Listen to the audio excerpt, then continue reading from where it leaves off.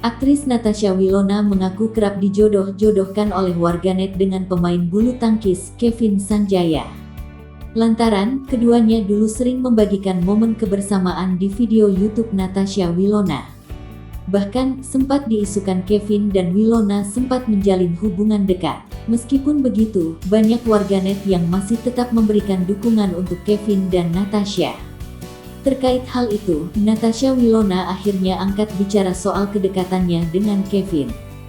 Ia mengaku mulai mengenal sosok pebulu tangkis ganda putra nomor 1 dunia itu gara-gara konten YouTube.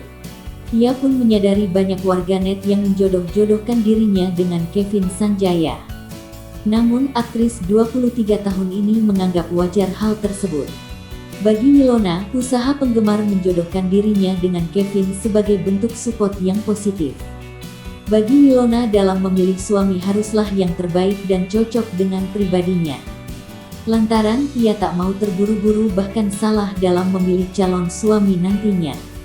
Ia mengaku menyukai sosok laki-laki yang bertanggung jawab dan pekerja keras. Pun ia ingin mendapatkan suami yang bisa membimbingnya ke dalam hal-hal positif.